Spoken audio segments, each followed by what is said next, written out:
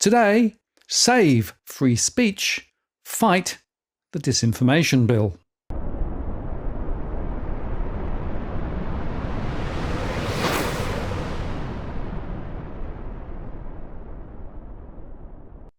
Hello again, it's Martin North from Digital Finance Analysis Webnet's post covering finance and property news.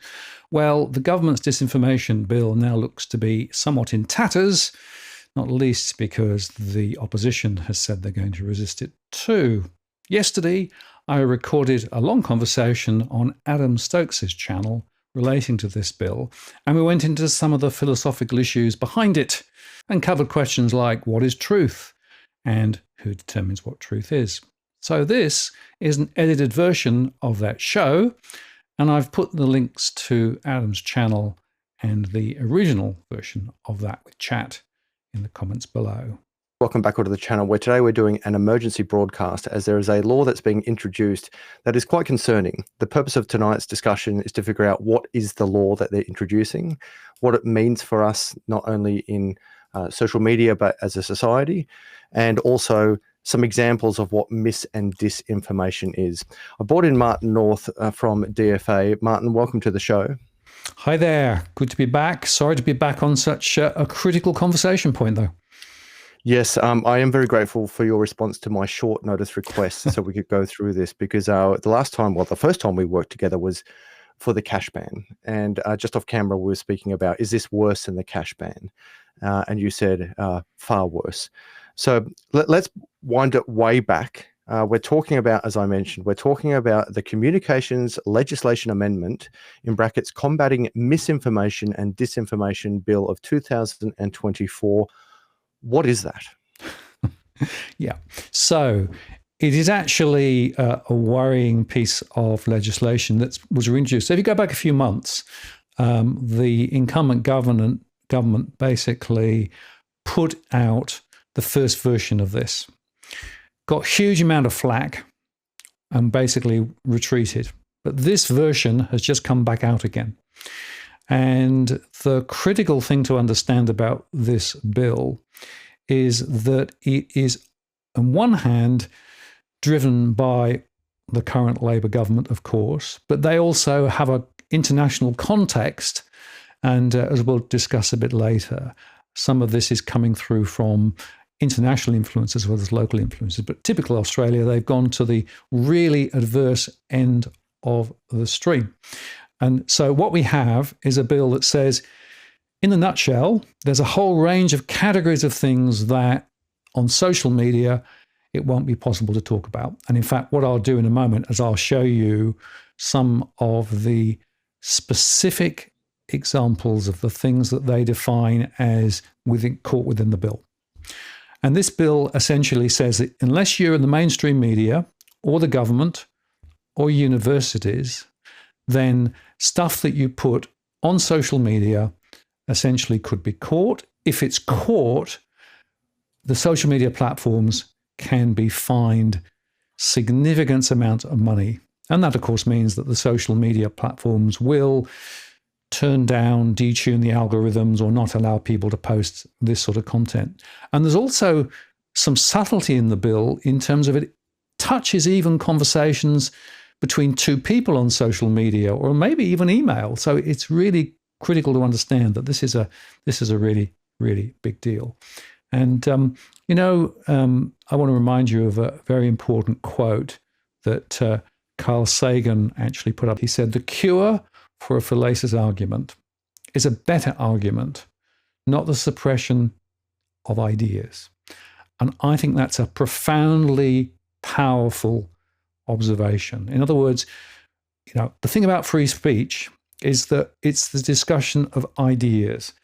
And my concern, and the concern of many, many people, is that this bill that's been introduced effectively dials back free speech. It effectively means that unless you're the government or, mainstream media, and some would argue a lot of mainstream media is very much aligned to the government or the universities, then your ability to have free speech, to have discussions about things, is being curtailed by this bill. And just to remind everybody that the bill was introduced, Michelle Rowland introduced it, And Malcolm Roberts actually put up quite a good little post. I might put this one up because this was actually quite right. He said, instead of listening to the views of Australians, the government has doubled down on its insane censorship regime, making it even worse. This bill would make George Orwell blush. And so not only One Nation, but a lot of other people are all fighting the bill.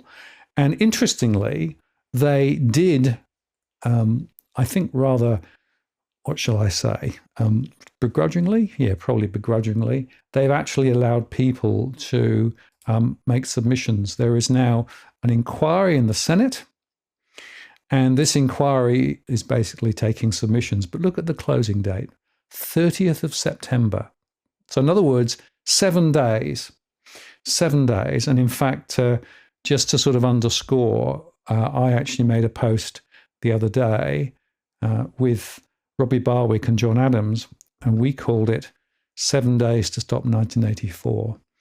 Now, I'm not being, aggressive here. I'm being really serious here, because if in fact this would have come in, if you read 1984, you will understand that the truth was determined by what the government was saying was true. They'd rewrite history. They would make sure that everyone complied. And unfortunately, I see this as part of that compliance process. And just to sort of broaden it too, Adam, if you think about this particular bill, moving away from cash and going into transactions that are online, which means that they can be tracked, and central bank digital currency, I regard these as 3 pillars of the total control of society. And so, again, I want to over-egg the cake. My point is, this is a very, very bad step forward into a controlling future where individuals have less individual freedom to share and explain their views and opinions and discuss things. And more the government is going to be trying to determine what you think. And so the Ministry of Truth is here. A lot to unpack. So still establishing the facts. Who determines truth? Allow me to expand on that question. And I should mention to everyone, Martin's a very good philosopher, and I've really enjoyed our philosophical discussion. So we're going to go through law, case studies. We're going to go through some philosophical discussions. And I'll start with philosophy first. Who determines truth? Yeah, what is truth? And that's a really interesting question, right? Now, if you actually look back at history, you will say history is always written by the winners. Mm. And so, there is a natural tendency to slide towards those in control who filter the truth and tell the story of history for their own ends. And that's always been the case. If you look back from the Romans on and the Greeks on, as we've sort of evolved and as intellectual capacity has increased through universities, et cetera, universities tended to be a place where people could explore the truth. But if you go back to the ancient world, I'm talking here not Greek, but a few hundred years ago, there was a debate about the structure of the universe, and the religious belief was that God was at the center of the universe and Earth was at the center of the universe. Now, there was somebody who came up and said, no, actually, I've looked at what's out there, and I believe that the universe is shaped differently to what you think it is. And so there was a battle for truth about the nature of the universe. And for many years, the church persecuted people who actually didn't believe it could be possible that the sun might be at the center of this particular part of the universe and we go around the sun. That's pretty much now accepted as truth today. Not everybody, but most people would agree that we are not the center of the universe. And of course, astronomy has now proved that there are other universes. And now that's an example of truth evolving. There's also an interesting, more recent work looked at the anatomy of science and the way that science works. And this particular book, Thomas Kuhn was the author, made the point that how is it that for quite a long time, scientists can hold a particular view of the way things work, and then all of a sudden there's a scientific revolution and they say, oh, actually, no, we've now changed. And so even in the realm of science, you can have a definition of what's true, which isn't true, because then a new one comes over the top and it changes. So truth is fickle. And truth, in a way, is a bit in the eye of the beholder. And it's actually worse than that, because actually your perceptions and how you see things may not be the same way as other people see things. So the nature of truth is very fickle. But going back to Carl Sagan's point, there are some entities, some countries who define truth by what they believe to be true. And so they want to rule the way you think. To my mind, that is not truth. That's a dictatorship. Truth should be the ability to be able to explore concepts and ideas, kick them around, and have debates about things. You know, do you think this is right? Do you think that is right? And I think free speech and debate are very, very important. And it's also worth saying that, of course, there have been various debates over the years about political structure and, you know, should political structure determine the truth? And my belief is that no, that's absolutely not what should be. Because guess what? Those in power tend to have more ability to disseminate a particular point of view. They will tend to control the media outlets and control perhaps what people believe, and for their own ends. So the short answer to my long answer is truth is fickle. It's hard to pin down, but the best way to develop truth and understand truth is to have free discussion and free debate, which is where that Carl Sagan quote comes in. It seems that the words mis and disinformation, now correct me if I'm wrong, I have only been speaking English for nearly half a century, but I don't ever recall those words being used beyond the last few years. In the past, you had truth and lies, and if you wanted to challenge a lie legally, you had the power of defamation, the law of defamation, where you could prove that something was factually false and said with malintent that destroyed your reputation, your business, your ability to earn income. And you could sue with the backing of a defamation law. Now we seem to have introduced a new term of misinformation and disinformation. I'm guessing you're just a few years perhaps older than me, Martin. But am I wrong in thinking that mis and disinformation are new words? No, they've been around for a long, long time.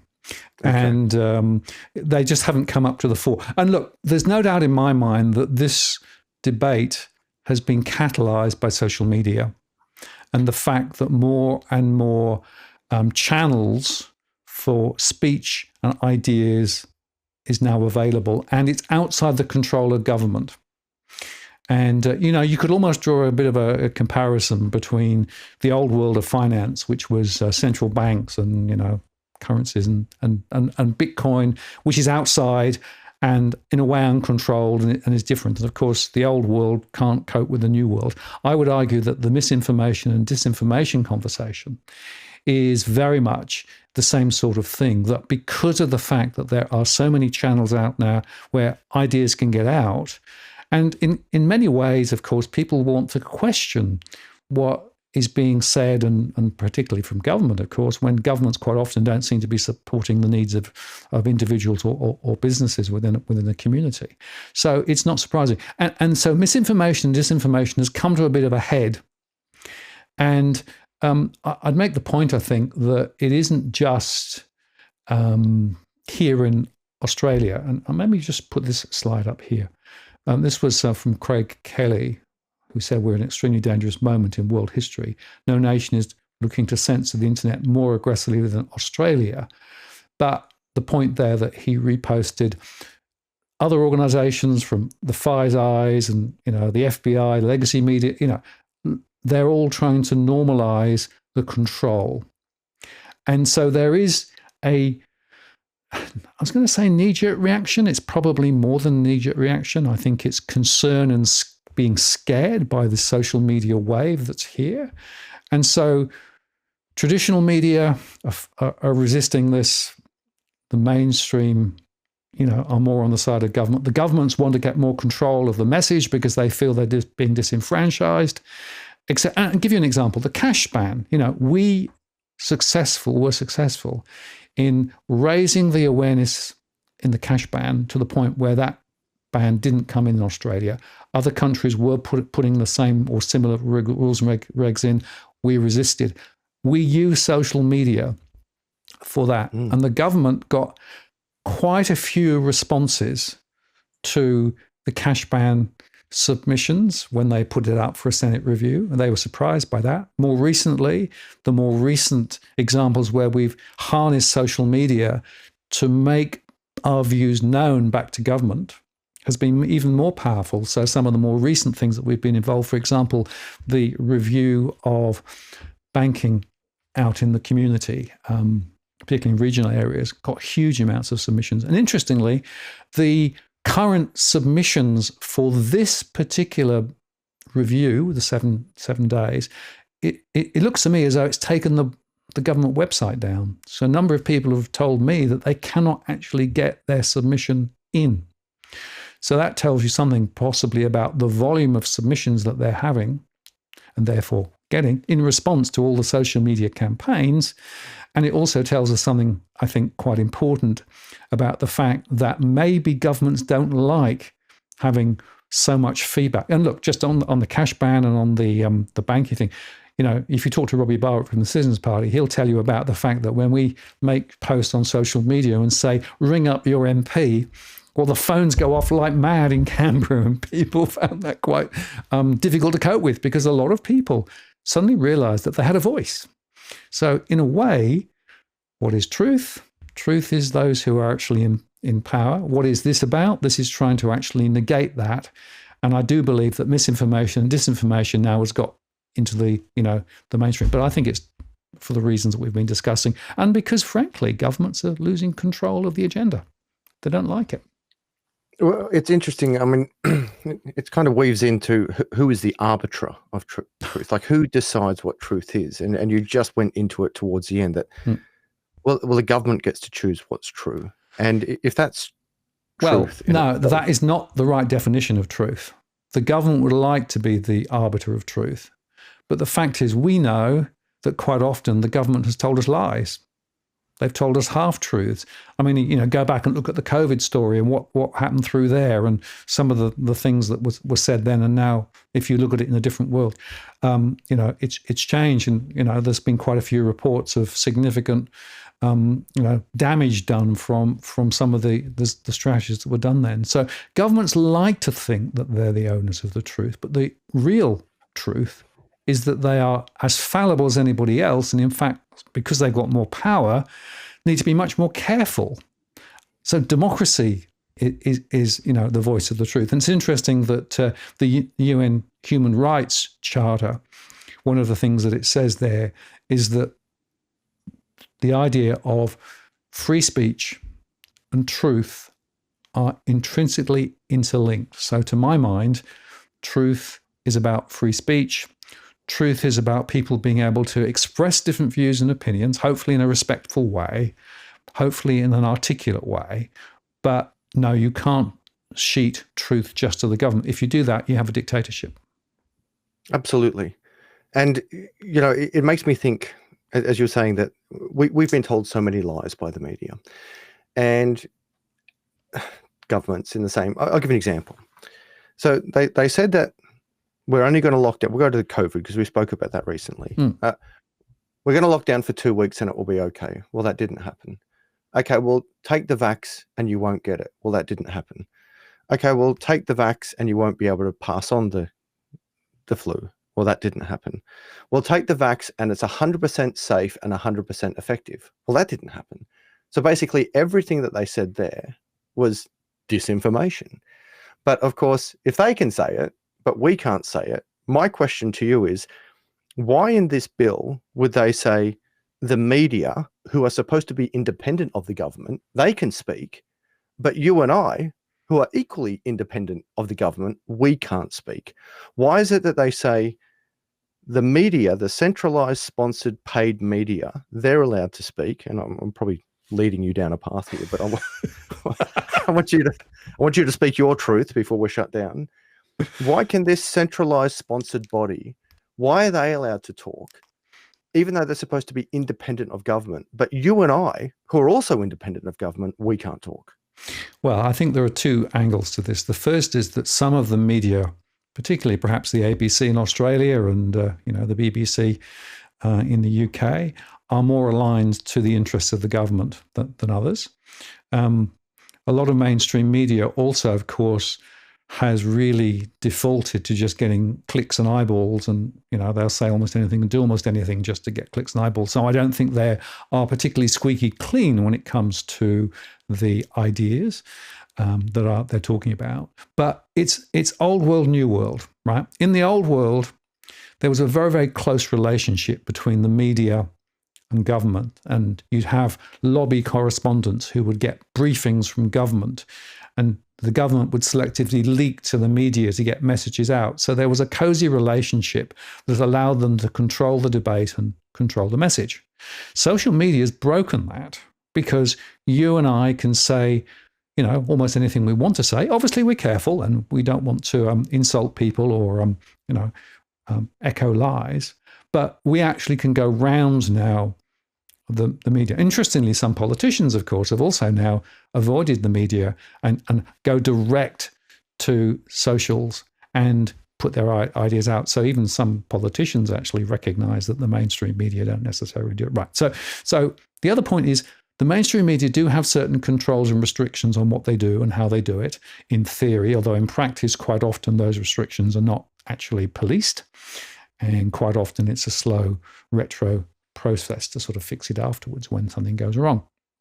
So the real truth is that the cat is out of the bag, right? Socials have actually created the ability for ideas to be exchanged more freely, and not just within the country, but across country borders. Governments don't like that. The mainstream media are also losing power and influence. So they're going to support this because it keeps them in the camp rather than outside. And the third leg, of course, is universities. Now, universities have always been a bastion of free speech in theory, although in practice, if you talk to people who work in the university system, and they'll know that certain ideas are not necessarily allowed to be discussed or even taught. So if you want to be within the university system in most Western countries, you have to actually toe the line on certain things. So think of it as an axis of control, an axis of influence, an axis of effectively wanting to control the game. And it's, the unholy alliance of universities, mainstream media, and government allow that to happen. It's broken. It's broken because of socials. But rather than actually allowing the flowers to bloom, they're trying to put the genie back in the bottle. And I think that's the real concern I have. And it is just worth, if you want to sort of really understand how far this bill is going, let me just put this slide up, because this is the meaning of serious harm. So if you talk about harm to the operational integrity of Commonwealth, state, territory, or local government, electoral or referendum processes, or harm to public health, or vilification of a particular group, or information including harm to public confidence in the banking system or financial markets, so anything you say about crypto could be put in that basket, for example, Adam, all those things are potentially within the ambit of the bill. And unfortunately, if you actually go down that list and think about it, that actually covers, the bulk of what you'd want to talk about. Most of the stuff that I talk about on my channel, which is mostly finance and property, could potentially be caught by that, because people could argue that, maybe what you're doing is, talking about things that you shouldn't talk about. And here's a post, I did this post the other day. Window dressing, the Aussie inflation battle raises burning questions for us all. And in there, I talked about the latest CPI numbers, what the RBA said, and specifically asked questions about whether the government intervention with regard to electricity prices was actually something which was helping or hindering the battle against inflation. And that gives you a bit of a flavor of just what you might see. And look, I just want to put this up again. As Malcolm Roberts said, right? This post is misinformation because electricity prices haven't fallen. Government handouts have increased. If the misinformation, disinformation bill is passed, Chris Bowen will be exempt from it for this post. And so you can see here that the government can tell you anything, but disinformation, misinformation wouldn't apply to them, but it would apply to us. And that's the problem. My head is spinning. I just want to unpack those four groups or four subjects that you can't talk about. So state, which means you can't talk about the government. Yep. Health, which means you can't question the vaccine, take it or you'll go to jail. Groups, that means people, so groups of people. And I'm guessing unless it's straight white men, you could probably talk about them. So let's just go into the groups one because it's quite important. In Australian society, it's distinguished by race, religion, sex, sexual orientation, gender identity, intersex status, disability, nationality, or national or ethical origin or vilification of an individual because of a belief, because that individual is a member of such a group. That's a broad net. That's everyone. Yeah. Who does not fall within that? That's the point. Okay, so you can't talk about anyone. You can't talk about any health pandemic, real or otherwise. Yep. You can't talk about the government, which is straight out dictatorship. And then, of course, when it says you can't talk about the economy, it protects the banks. That's the one. And, we'll bring it back to crypto here. We have been in recession by pure economic terms for some time. But, of course, you can't say that now because that would be talking about the danger that we're in. And we can't talk about the biggest scam in the history of humanity, which is fiat. Yep. We can't question that. Yep. We can't question interest rates or debt or anything. We just have to sit there and take it. Correct. That is exactly the point. So all the stuff that you've been talking about for the last few years on crypto and I've been talking about on my channel with regard to finance and property could potentially fall within the ambit of the bill, right? And the point I want to make here is that there is stuff going on in other countries, but there's nothing as draconian as what we see in this. If you actually go through all of those points, and if you compare this version of it with the earlier version, this is way more draconian. So Michelle Rowland, the communications minister, has really pushed the boat out here and is really, really driving it, remarkably hard, and is not letting, frankly, good discussion go on about this. I'd make the point that the 7 days for people to get submissions in is pretty limited, and it's interesting, of course, that here you can see that Rowland is saying we have to do this in order to meet our international obligations. So they're actually arguing that this is coming from, is it from the UN? Is it from the Five Eyes? Who knows?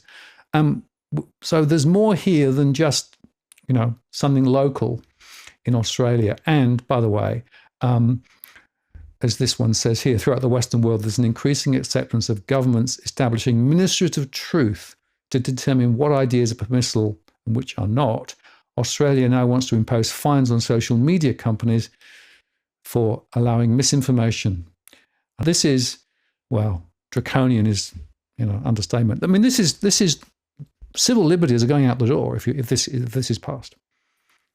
Look, I'm still trying to establish the facts to remain as neutral as I can. But from what I can read, what I see, what I've witnessed, and what I'm hearing from those who are putting through the bill, this is disgusting. Absolutely disgusting. There's two quotes I want to read here. One from Univorce. He says, quote, "When governments fear the people, there is liberty.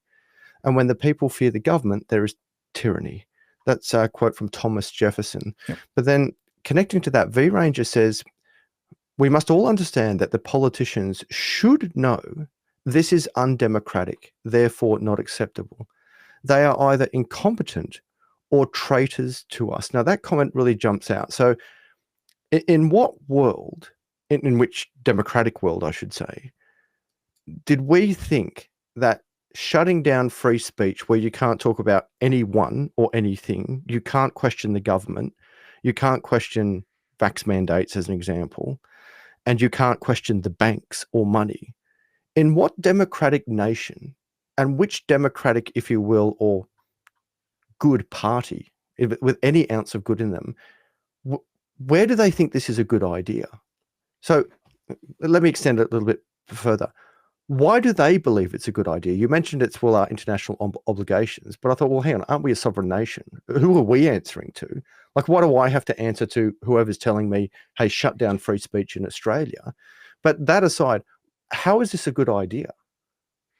Well, it's not a good idea. And look, we could go down the conspiracy rabbit hole and say, you know, the UN and the World Economic Forum and, you know, Davos, all those guys, they have a vision for the future, which is where they actually control top down, you know, unelected international entities and their hangers on are effectively dictating to local governments what should happen. And, you know, the RBA and the Bank for International Settlements could be seen as a similar relationship. Now, there are people who are believing that the technocrats should be able to rule the world. And effectively, they know what's best for everybody. And so they should be wanting to steer the ship. And therefore, within individual countries, those parliaments receive from on high the orders, as it were, and then they, you know, make them locally. Now, that is that overreach? I believe for a long time that it was overreach and it was more a sort of a group think. But I have to say, as I see some of these things developing, and let's just reflect on the UK. Over the summer in the UK, there were a series of riots. Well, a series of disturbances. They were portrayed as riots by the media. As a result of that, a number of people were arrested and are now in prison because they actually on social media disseminated information which led to people getting upset and going and making a demonstration. And in fact, even some people who didn't turn up in person and just posted on social media ended up being arrested. Now, the fact that it's happening in the UK, and, you know, in the UK, they are dialing back freedom of speech as well. In other countries too, suggests to me that there is some coordination going on here. I don't know how much it is coordinated or is not. But if you're an Australian government and you are basically wanting to try and sell this to the community, remember, this was never in any election mandate that I saw, never in an election promise that I saw, and yet they've cooked this up now. You've got to ask a big question. And in a way, if they can say, oh, well, it's not my fault, it's, you know, it's up there, somebody's telling me to do this, we've got international obligations that we need to keep to. In a way, that sort of tries to steer around it. But yeah, democracy says the government is accountable for the people. The Australian government is for the people, not against the people. And yet, this bill is against the people. So, to my mind, the government has lost the plot completely here. And by the way, I think some of the other things that they're doing is somewhat similar, like the high migration and some of the other stuff they're doing is not in the interests of ordinary people. And I'm afraid that it suggests to me that, you know, the 1984 idea is not necessarily yet to come. In a way, over the last 20 to 30 years, I would argue that our civil liberties and our ability to have the freedoms that we once enjoyed have been clipped at the edges. It's been cropped. And this is now the next step, the next step, the next step. And unfortunately, this is a huge step. But also because it's such a big step and because a lot of people are actually reacting to it, the government is going to have to handle this really carefully because, you know, there is going to be later on, in fact, on the 28th of September, for example, in Sydney, there's going to be a meeting, you know, on Speaker's Corner, and they're actually going to actually hold large demonstrations, possibly, and showing that people really care about this. And here's another quite little good one, which actually included George Orwell there, who basically said, "What is going on?" Right? And as John Ruddock, MLC, said, "We don't care if you're a communist, socialist, liberal, progressive, conservative, libertarian, or alt-right.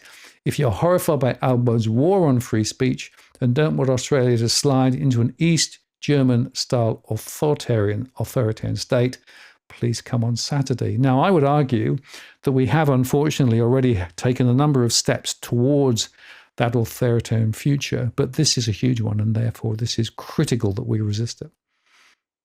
I should actually point out, although this has been introduced by the left, if once a bill's in and then the right is in power Everyone loses. So well, let me got to stop you. I don't think that the left and right is a good articulation of Australian politics. I would argue that the two sides of politics in Australia, they're the two wings on the same bird, right? There's very little points where they disagree. But no, the problem is that both sides of government are on the same page. Although actually, I must say that some of the Liberals seem to be resisting. So maybe that's good. But yeah, the fact that Labor brought it in is really troubling. Yes, well, I was going to go into the second part of that. It's like it doesn't actually seem to matter whether it's brought in by the left or the right. Correct. And I concur with you. The left and the right in Australia, they just seem like one. The policies seem to be so united. Now, correct me if I'm wrong.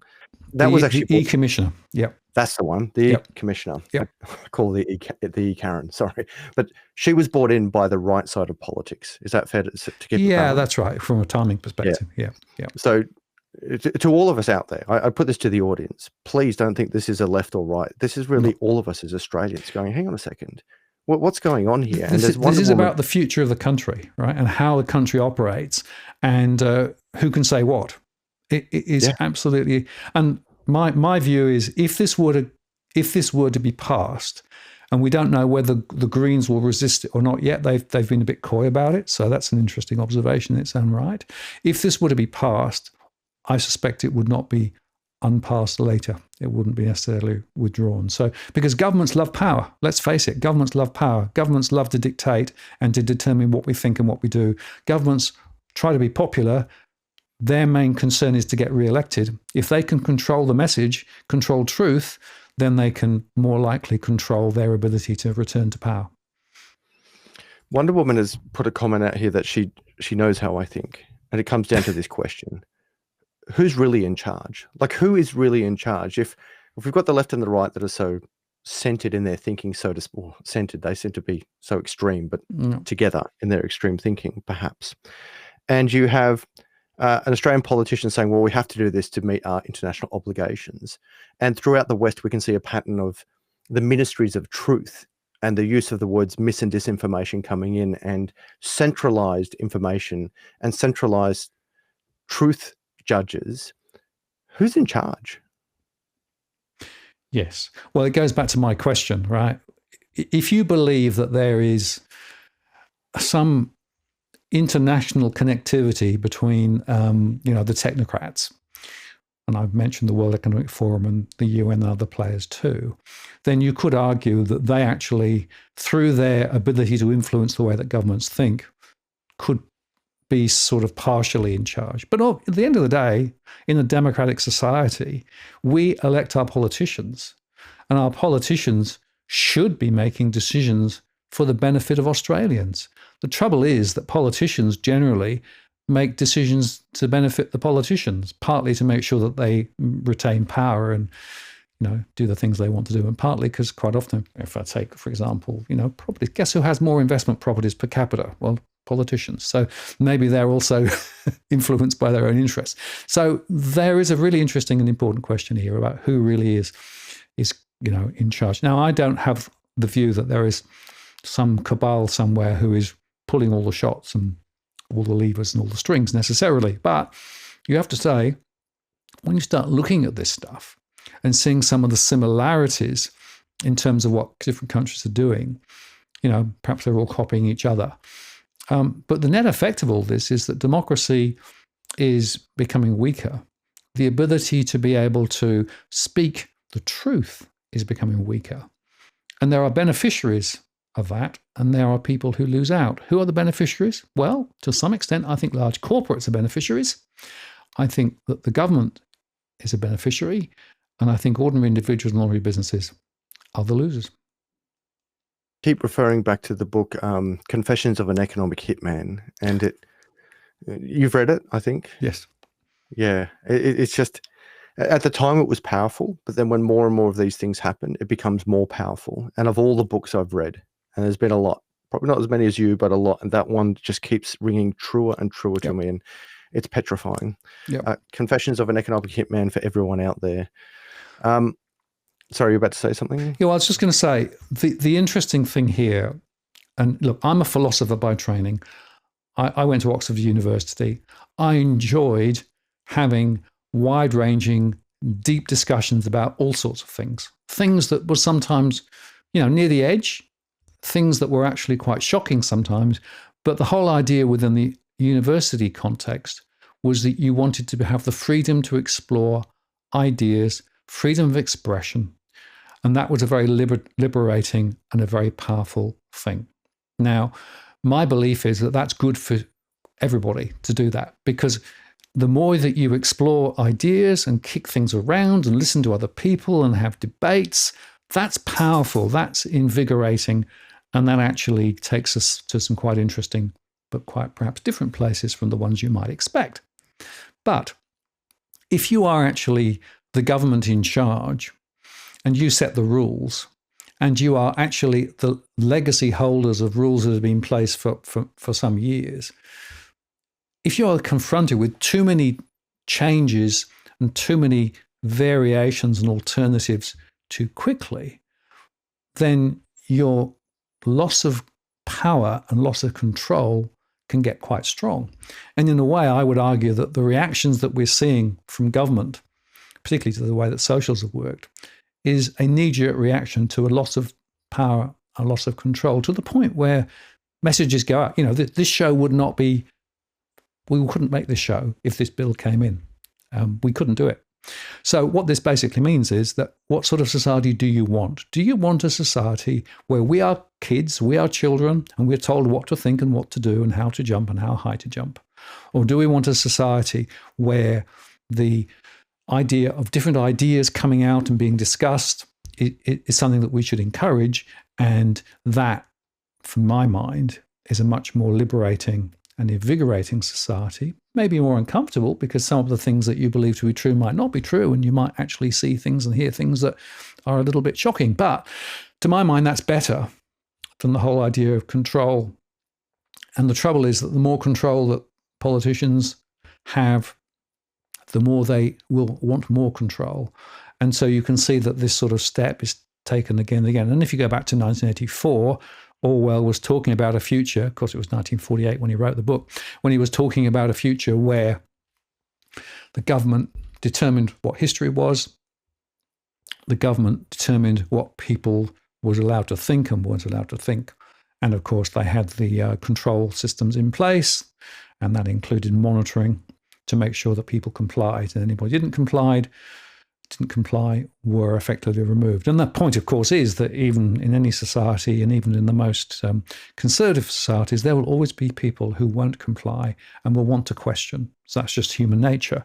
So it's a question of what happens to those. And if enough people effectively make enough fuss about stuff, then compliance doesn't necessarily work. Well, the trouble is, of course, that's difficult, uncomfortable, and a lot of people get locked up. And we've got Russia today, for example.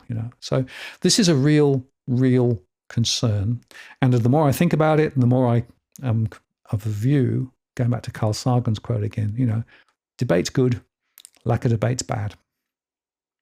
If we stop the ability to talk and challenge thoughts, we simply just stagnate in our development as humanity. We literally pause, and everything that we see now is as it is forever. We never get to progress. We never get to develop. We never get to challenge any thoughts and ideas to move forward. And I share your sentiments about university, where university used to be a testing ground of ideas. You would openly encourage debate and challenge ideas. Now we can see they've now gone so far left that if someone on the right wants to have a lecture, there's violence on the campus. If you look at Peterson coming in, Jordan Peterson coming onto campus, that triggers people. You had Batiste Arndt coming in, and that would trigger riots. You had Milo Yiannopoulos come in, and that would trigger riots. You'd have anyone on the right-hand side, or even centered now, coming in to talk. And it's like, no, just shut it down. It's violent. And it's like, they're just words. And they seem to counter those words with violence. So it's quite interesting now that the justification for words is violence by one side of politics. And that's deeply concerning to me. What I can see here, speaking about violence, and we shouldn't be violent. Why can't we? Should just be able to talk. We should just be able to challenge ideas.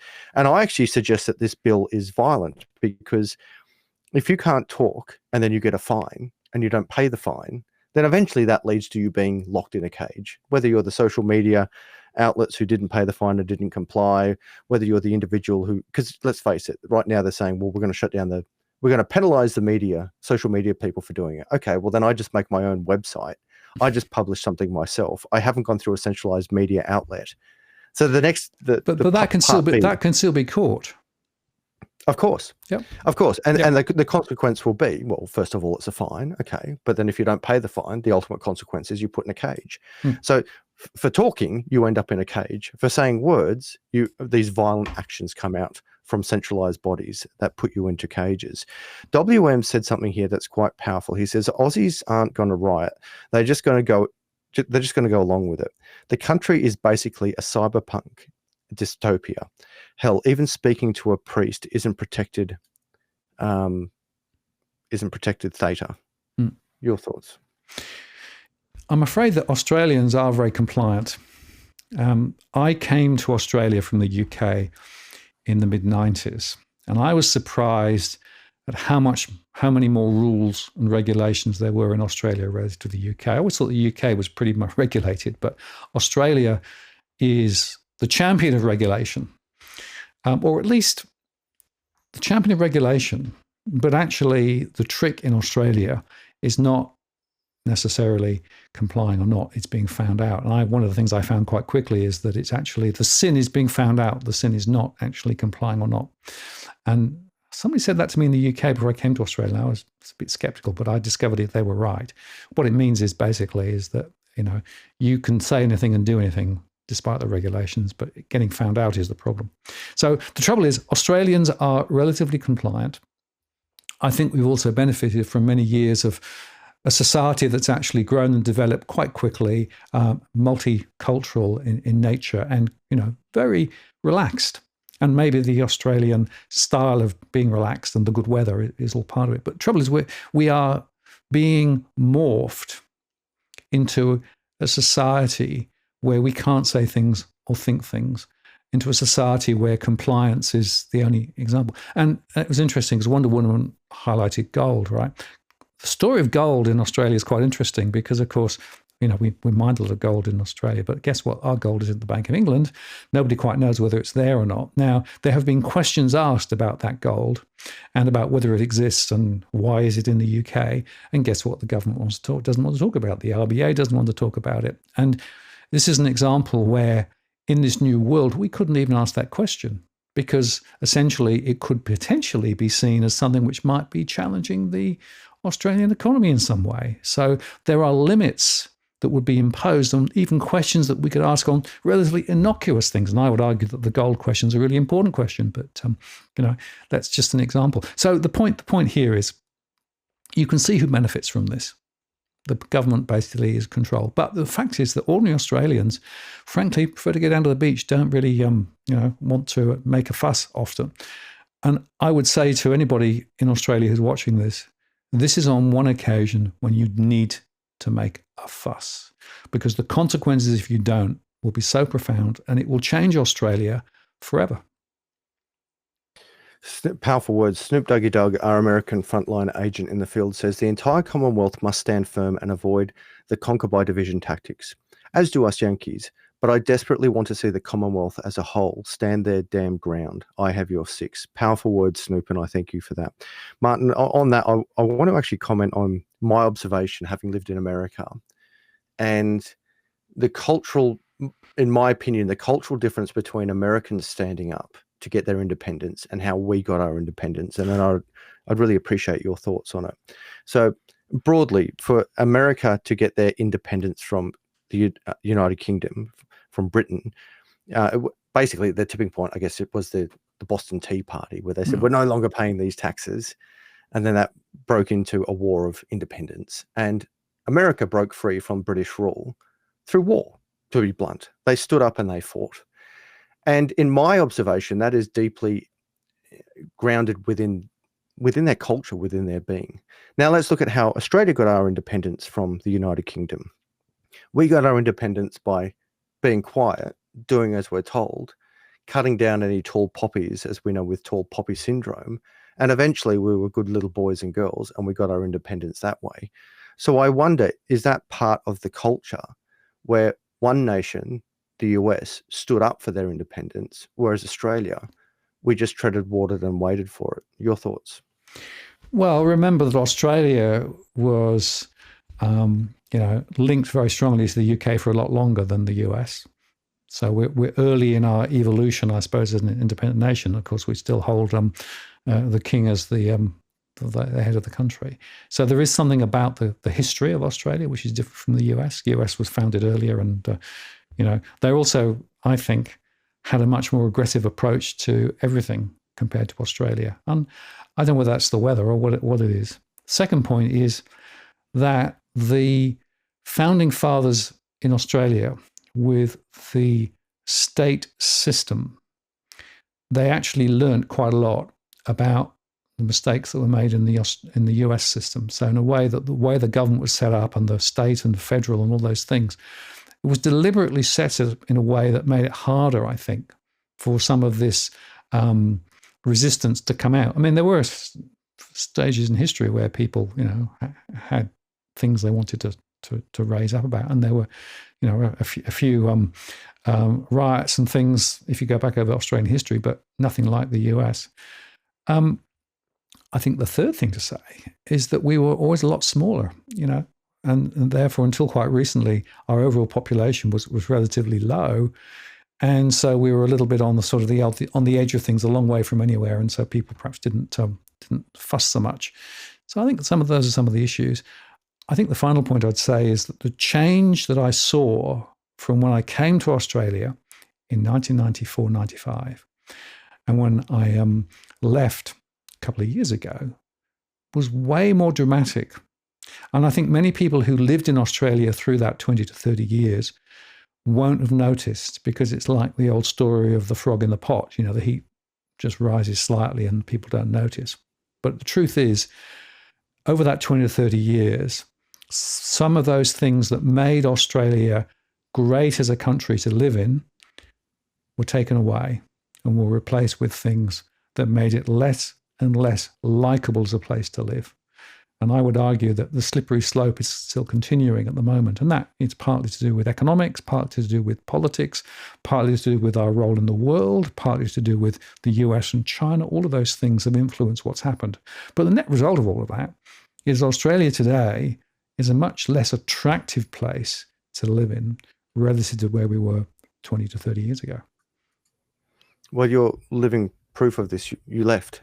You chose to leave, and I can see there is a massive brain drain. Some of it is because taxes are incredibly high, innovation is stifled, but this is perhaps another reason.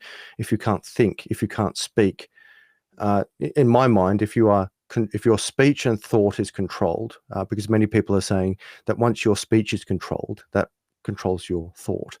And in my mind, if you're controlling thought and speech, that's called fascism. Yep. Your thoughts?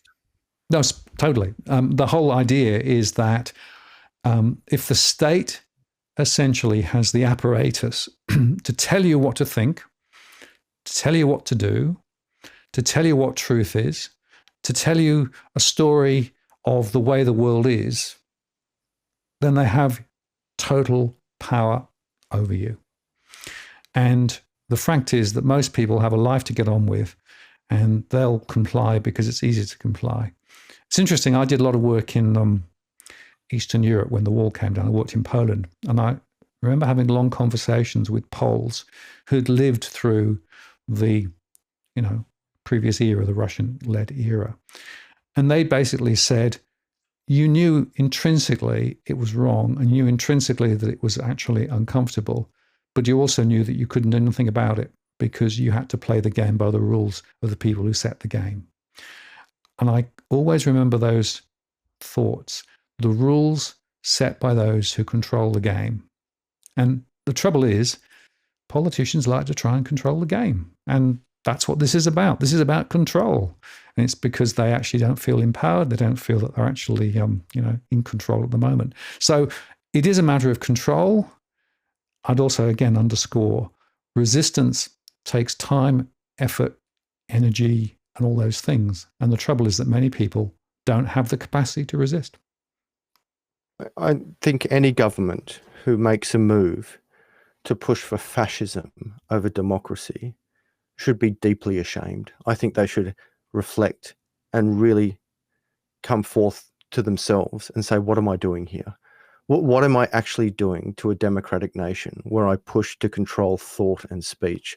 It's deeply concerning. Jump for Joy has asked something here, and I'm going to give some examples here. He says, does this also put churches at risk and potentially be shut down? So I want everyone, I'm going to do a thought experiment with everyone here. So if we have a ministry of truth by title or by application, I want everyone to think, if when it comes to misinformation and disinformation, who gets to choose these? I'll just give like 5 or 6 examples. There are only 2 genders versus there are 187 genders. Who gets to make that call? Next one. Israel is evil, Palestine is good, versus Palestine is evil and Israel is good. Who gets to make that call? Next one. My God is real, your God is fake. One of those under this law is misinformation. Next one. Men menstruate, breastfeed, and can choose their gender, therefore their prison. Which one is true? Next. The vax is completely safe. Next. Speak your truth, unless it's actually the truth. Next. Black Lives Matter versus All Lives Matter. And finally, bringing it back to this channel, unlimited money such as fiat is good, where a hard, scarce money such as Bitcoin is bad. Who is the judge of this truth? Any thoughts there? Some examples. No, very, very well put. Absurd. The point, of course, is that you can have a debate about each of those, right? And you know there will be a spectrum of views and opinions as to each of those. You know, we've discussed Bitcoin versus fiat on a number of occasions, and I think we've actually learned a lot by doing so. I would argue that each of those things should be issues that should be able to be discussed and kicked around. And sometimes I want to make another very important physical point. There is no such thing as ultimate truth, because truth ultimately is defined by your opinions and views and your ability to buy an argument. So how relative versus absolute is truth? And I would argue that truth ultimately is relative, which makes it much more flimsy and much more flexible than many might think. You can see just on the religion one, you know, like really, whose God is really God, and more importantly, which mortal has the right? Any government has the right to say, no, that God's real and this God's not, and therefore we're going to get you for misinformation by saying your God was the real one. No, well, that's right. And look, my view is this. Ultimately, you have to hold on to a set of beliefs and a worldview that you are comfortable to live with. So everybody has, like it or not, you've got a worldview. You have an innate sense of things and how they work. Because if you didn't, you wouldn't even get out of bed in the morning, right? So everybody has a worldview. Now, the question is, your worldview is determined by your experience, what you've read, discussions you've had, people you've met, etc., etc. But your worldview is a construct. And my worldview and your worldview could well be different. Now, we equally have the same ability to have a worldview, but who's to say that mine is right or yours is right? It's a matter of debate and opinion, actually.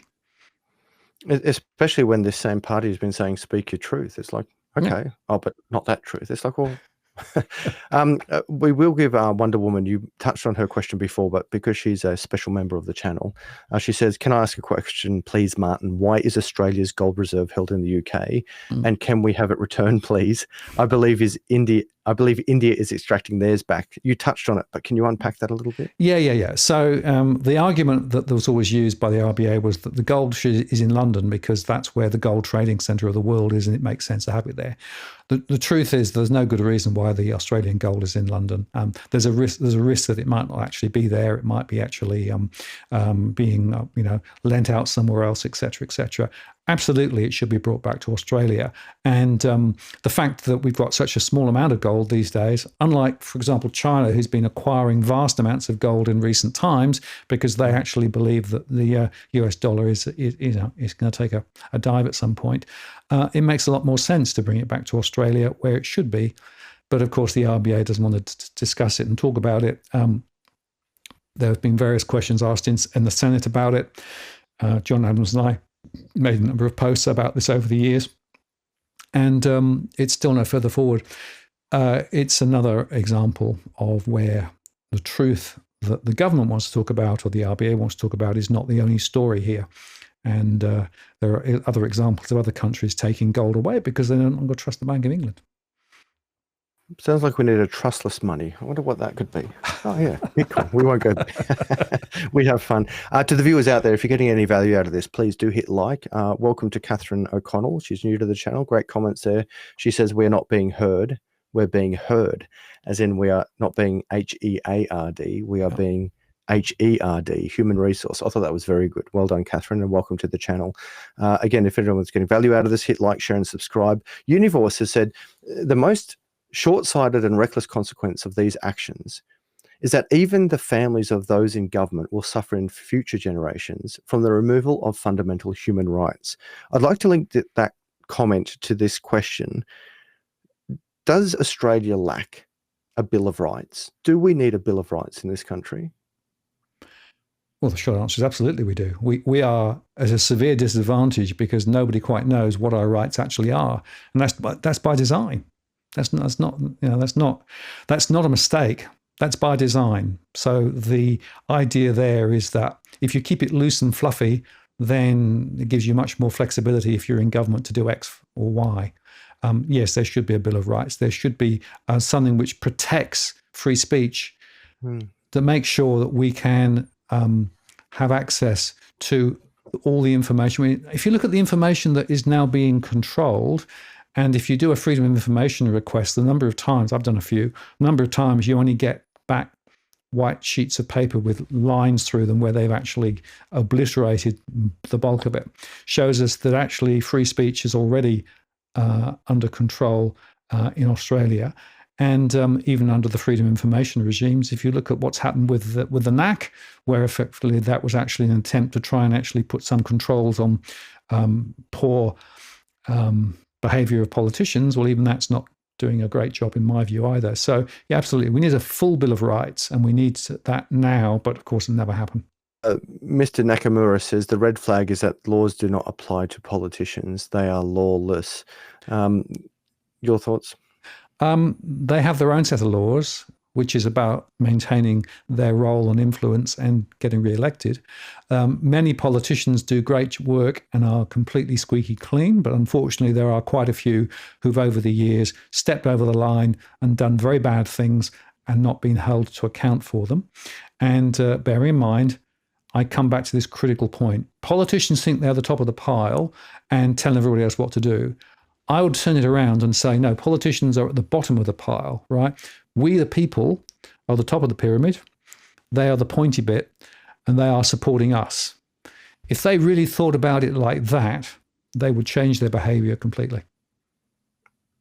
How did this come about? Like, let me give you another thought experiment, or perhaps a claim that I came to realization.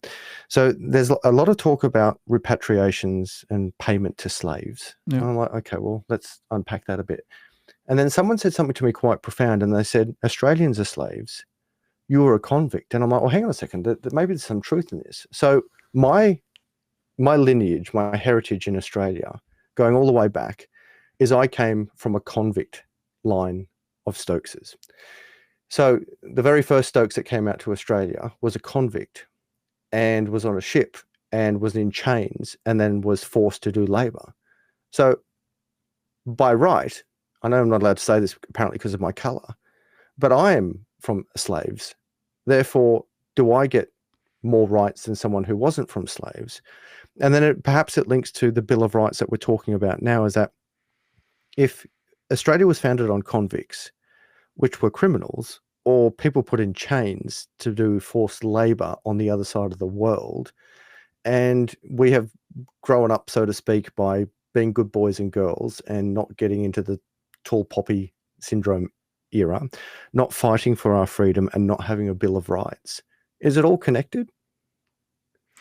Well, I think the history of Australia is partly the reason we are where we are. As you say, originally Australia was, populated by people who were bad people who had no rights really and were shipped out. And, the society sort of morphed and developed over time. And of course, some parts of Australia were less populated by those convicted criminals and others more so.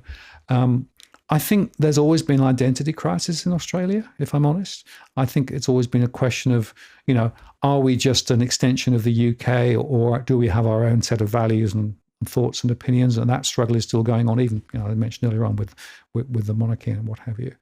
I also think that the politicians, as they started to take control in Australia, liked the flexibility of not having that many set rules and regulations with regard to the way they work themselves, despite the fact that Australia is a highly regulated country, actually. And therefore, those in power quite like the loosey-goosey nature of a lot of stuff that's going on. And I think the other point, and I think I want to come back to this again, is that there are many people in Australia who just don't really spend any time thinking about politics and economics and those other things, partly because they're busy, partly because they don't think it's important, partly because the sun's shining. So there is something, I think, about the nature of the countryside and everything else there that's part of that too. But I think the history explains where we got to. And we do need that Bill of Rights. We do need, I think, more independence from the way of thinking that we're seeing. And I'll make the other point.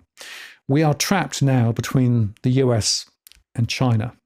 And in fact, China, of course, our main export and import set of relationships, critical. And yet what we're doing is more and more following the US directive. And, the US wants to set up a dialectic with China, and they want Australia and other players to be part of that dialectic to try and keep China in the box. We are being very naive in terms of the way we're playing this game.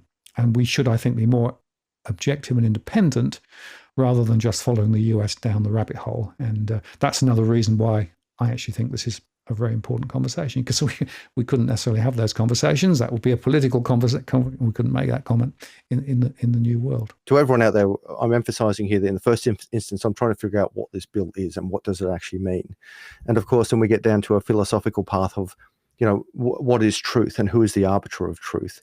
And what's very concerning to me, of course, is that if someone gets to choose what is true, I really want you to go through some of those thought experiments of, my God versus your God, or Israel versus Palestine, or Russia versus Ukraine, or pick any nation, or this gender is better than that gender, or there is no gender, or there's 187 genders, or men can have babies. And, you might say, well, hang on, why are you saying all of this? Because if we can't discuss it, who gets to make the decision? Black Lives Matter versus all lives matter. Unlimited money is good, and there's no problem with the economy, and Bitcoin is bad, so we've got to shut it down. It's democracy versus totalitarianism. Totalitarianism, that's a fun word to say. It's democracy versus fascism. And remember, fascism is controlling thoughts and speech. First, control your words, which leads to controlling your thoughts. If they control what you say, then it leads to controlling what you think. And we can see this throughout history over and over again.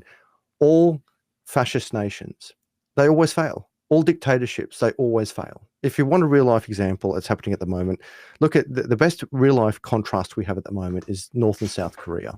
North and South Korea, both on the Korean Peninsula, after the Second World War, you had basically the North occupied by Russia and the South occupied by America. There was concern over who was going to take control over the entire Korean Peninsula. It broke out into the Korean War. That Korean War was essentially democracy fighting communism. Now, in the end, it was a stalemate, and on the, I think it's 54th parallel, the country is now divided into two. On the north, it's communist, and on the south, it's democracy.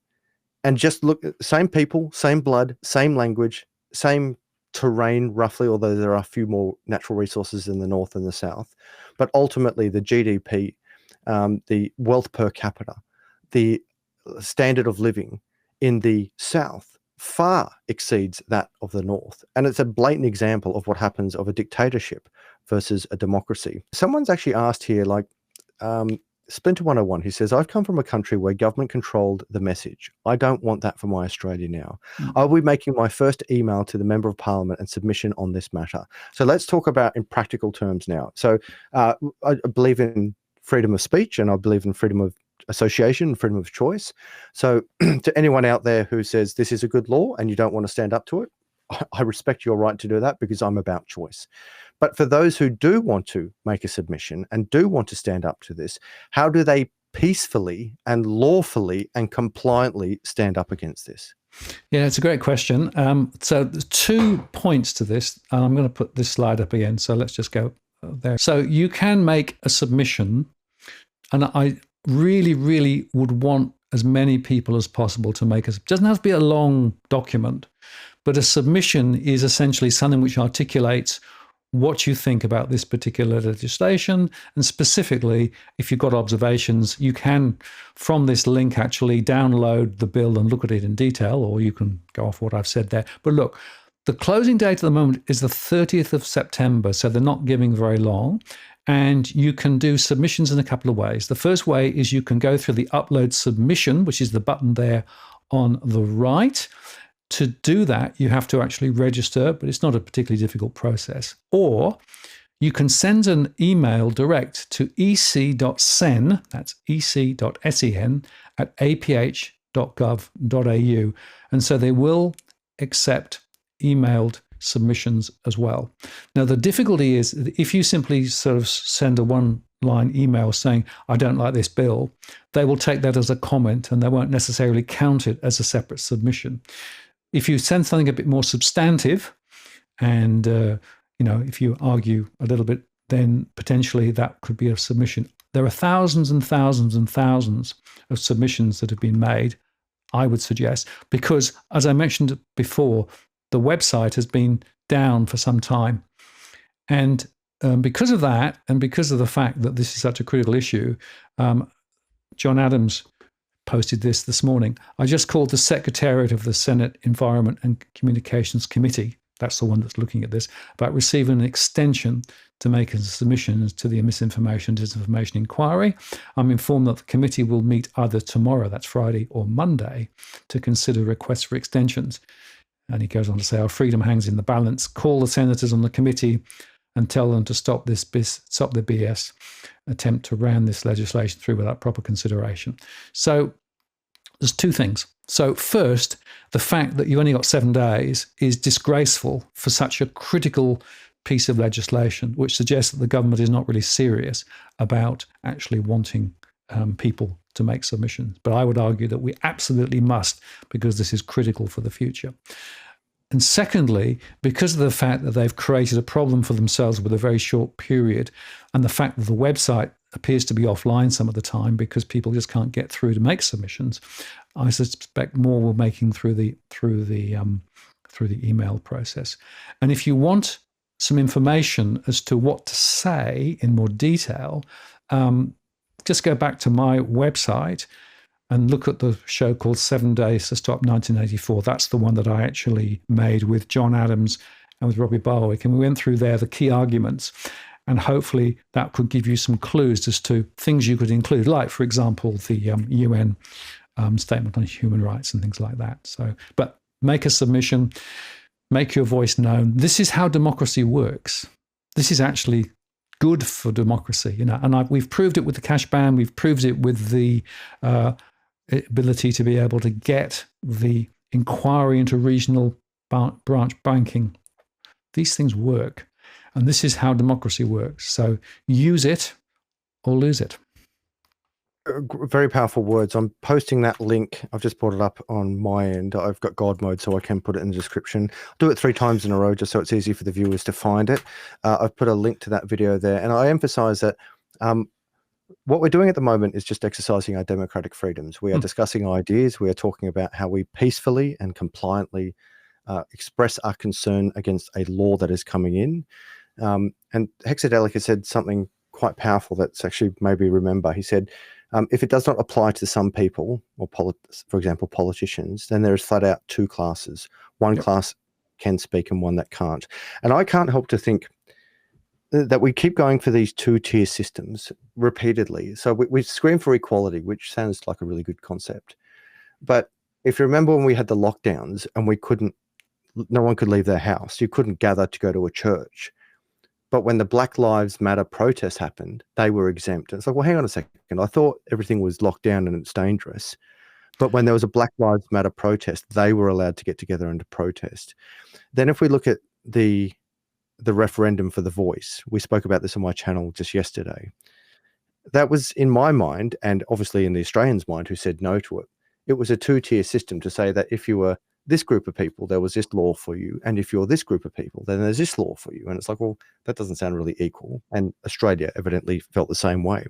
And then when we look at what's happening with this bill, it's like, well, if you're part of these groups, and these groups are the politicians, the centralized mainstream media, or the paid universities, you can talk. But if you're not in those groups, you can't talk. And this two-tier system just keeps bobbling to the surface. These colors are allowed to insult those colors, but not the other way around. This gender is allowed to insult that gender, but not the other way around. This sexual preference is allowed to criticize that sexual preference, but not the other way around. These groups of employees are allowed to express their freedom of thought, but not the other way around. And it just keeps coming up over and over again. Am I paranoid? Am I crazy? Or is this actually happening? So there was another book that Orwell wrote called Animal Farm. I remember it. And if you've not read 1984, which you should definitely read Animal Farm as well. But one of the things that was there was that a wonderful quote, a worrying quote, saying, everyone's equal, but some are more equal than others. And that's what I feel about this, because effectively, if you are in that political tent and you're getting all of those benefits of, massive superannuation benefits if you leave Parliament and all those things, and free transport around the country, all those things, you are in an exclusive group. And you become, I think, insulated from what the real world is like. And I'll give you another example. I do a lot of work on mortgage stress and financial pressure on households. And when I listen to the politicians talk about what they've done and what they're planning to do, I realize they have no idea at all what ordinary people are experiencing at the moment. And that is another example of this unequal. We're all equal, but we're not all equal. There are some more equal than others. And unfortunately, politicians believe that they're at the top of the pile and feel that they've got this authority to determine what we think and what we do and what we say and what we can and what we can't do. That is false. That's a fallacy. And what we need to do is to make sure that we use the democratic processes that exist, which includes making those submissions and ringing up your senators. And, you can go to the parliamentary website and you can get the phone number of your politician, your MP, and also your senator. Ring them up, make a phone call as well if you've got time, as well as send an email, as well as make a submission. We have to make this such a huge response from the community that the politicians get the message that this is not acceptable. They will not pass. And, if we actually are just compliant and let this pass, what next? Absolutely.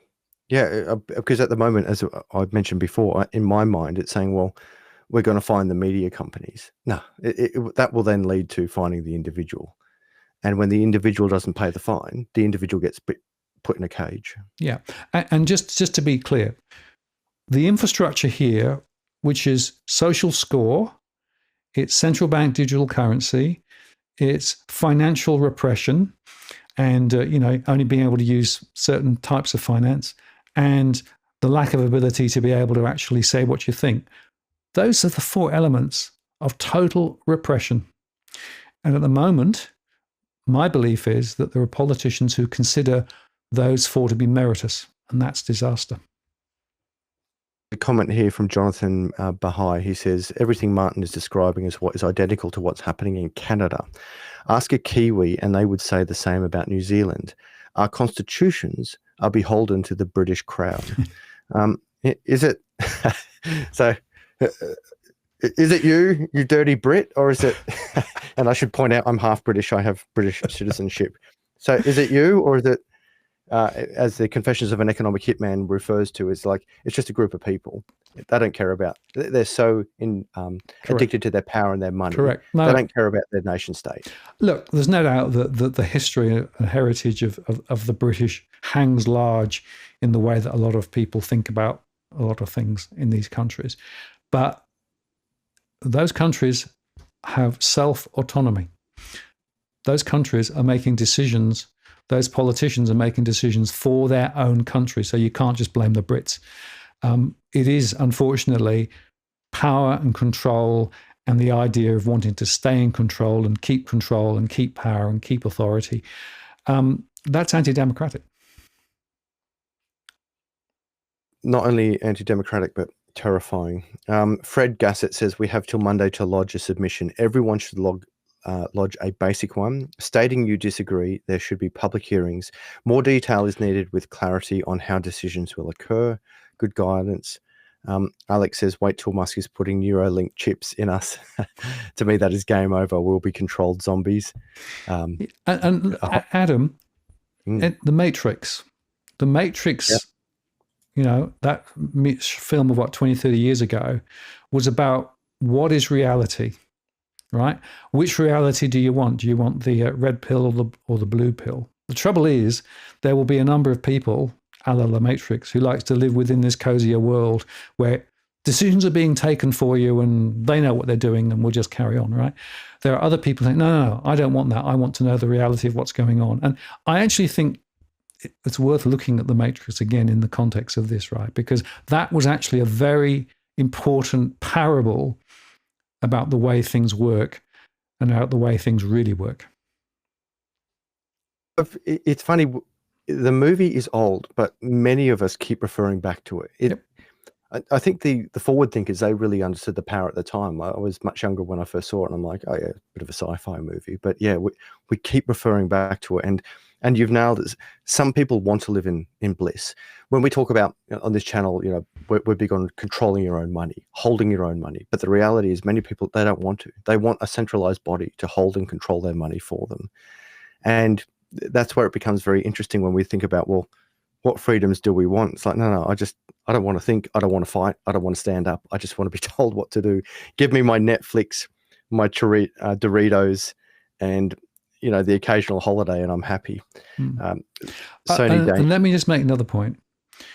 The availability of streaming media and the fact that you can spend all of your non-working life sitting in front of a box watching stuff is another example of the fact that if you're not careful, you can be fed pap and feel perfectly fine about things. Right? I actually think that streaming media is part of the issue here. I'm talking about the Netflix and all those things, right? And the on-demand stuff. What it means is that you don't have to think. You can just sit there and, absorb it in a sort of passive way. And that, for me, this passivity, actually, I would link that perhaps with more people being overweight and all of those things too. It's all part of the similar process. And it's like the idea of bread and circuses. Right. So the idea is if you can keep people entertained and everything else, they won't complain. They'll just carry on. Now, that is not the way that society should be, in my mind. Just before we close off, I think this comment is fitting from V. It says, it's too late, Martin. Democracy is broken. Revolution is necessary to change the tide. We're past letters and emails being effective. Shame most don't even realize what's happening. Let me expand on that question. Is it too late? I'm not talking about just this bill. I'm talking about in the big picture. Have we gone past the point of no return? I'm of the view that no, we haven't. But I'm of the view that democracy still works at the moment, although it's not perfect. It's the most imperfect, perfect way of running society. But we need more active engagement from those who actually are in that society to be able to make sure that democracy works for us rather than against us. So actually, no, it's not too late. I agree that some people would say 1984 is already sort of partly here, and we're certainly marching down that route. But I'm not of the belief that we've yet thrown the baby out with the bathwater and it's irreversible. I do believe we've seen examples like the cash ban, and potentially with now the postal bank, it looks like the postal bank will emerge in due course. It shows that we can make a big difference, but we have to get up out of our seats and stop watching Netflix, and be prepared to engage, and turn up for that event in Sydney, for example, and show that we actually believe that this is important. Because what politicians want is a passive society where people just follow the rules and don't think for themselves. What I want for future society are people who think for themselves and explore ideas and are asking questions of those politicians and putting the politicians back in the box so that they actually serve us rather than we serve them. This has been a very powerful conversation. I can see through the engagement from the community, newbies coming in, the high number of people watching, the short notice I gave to the community for this to come on, that a lot of people are concerned about this. This is very big. My biggest concern is that any Australian political party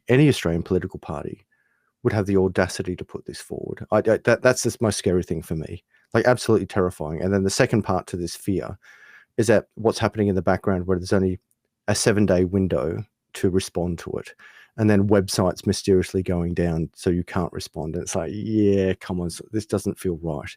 And then you have other politicians saying, we must adhere to our international obligations or respond to these international obligations. It goes back to that first question of who is in charge. We've come up to the 90-minute mark. I haven't been able to get through everyone's comments. I do emphasize to everyone, though, we are about peace. We are about diplomacy. We are about democracy. We are about discussion and thoughts and challenging ideas with words and letters, not violence and fists. And the way to do that, the first step to all of that, is to be able to talk and think and then write. And if we can't do that, then we lose it all.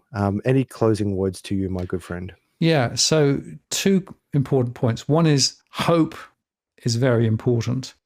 In other words, believing that things can be better, but hope isn't a strategy. You actually have to have actions that follow what you want to see. And second, passivity and letting other people deal with things is paved with bad intentions. If enough people just don't do anything, nothing happens. So it's really important to take the opportunity to really nail this and show the politicians, the relatively small proportion of politicians, by the way, who actually support this. It looks to me as though more and more people are now coming out and saying, hang on, we know. And it's rather across the spectrum. It isn't just one side of politics or the other. So and the final point is this. We actually have a future which is still genuinely open. The future, by definition, can be different from the past, but that's down to the power of our imagination to think differently and act differently. And to think and act differently means the ability to discuss and share ideas and listen to other people. And so to me, the future is going to be determined by how effectively we're able to communicate, to share ideas and listen and debate. And anything which turns that off is antisocial and must be resisted. Segue into Snoop Doggie's comment, says the easiest way for evil to prevail is for good men to do nothing. And of course that's inclusive of everyone. And then our doorman Papa Bear says, thanks Adam, and especially thanks to Martin for coming on the show. This bill is a turning point for Australia, and being informed is the key to its demise.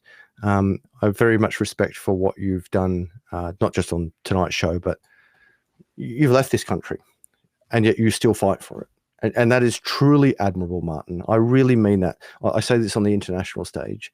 You don't have to worry about any of this. You've left. You came, you saw, you lived, you conquered, and then you pulled up stumps and you went back to the Northern Hemisphere. Yet you know within yourself, you know that this is wrong. You know what's happening. This is deeply, deeply wrong for everyone in Australia. Left, right, male, female, gay, straight, black, white. It's just wrong. And for you to come forward and give your time, your effort, your energy, and respond to me at short notice, on top of the other videos that you've already done, in any other world, you'd be given a knighthood. But of course, if you're standing up against the crown, you'll get none of it. But I give you an honorary Cryptoland knighthood. If people want to learn more from you, where would they go, my friend? Yeah, so I've got an internet digitalfinanceanalytics.com. There's a blog there. But also, if you go to my YouTube channel, it's called Walk the World. And I make daily shows on finance and property-related matters across the world. But I've got a very deep affection for Australia. I spent a good proportion of my life there. Of course, my wife died relatively recently, one of the reasons why I came back to the UK. But I really care about the future of Australia because I believe that it has the potential to be an amazing place in the future, but only if things are done differently from the way they've been done over the last 20 or 30 years. I was absolutely distraught with the destruction of what I thought was a beautiful place when I joined Australia in the mid-90s. And so I've got a very strong commitment to continuing to support Australia and Australians and continue to make shows that hopefully will help people to be informed and make good decisions. You still retain your Australian citizenship? Oh, yes. Then you're still one of us. Bless you. Absolutely. For those of you who haven't met me, I'm Adam Stokes. Thank you for everyone joining tonight. Please do hit like, share, and subscribe. Martin North from Digital Financial Analytics and Walk the World. Thank you so much for joining me. Take care, everybody. So there you have it. Some important points made. We need to resist to ensure that free speech is preserved. I'm Martin North from Digital Finance Analytics. Many thanks for watching, and I'll see you again next time.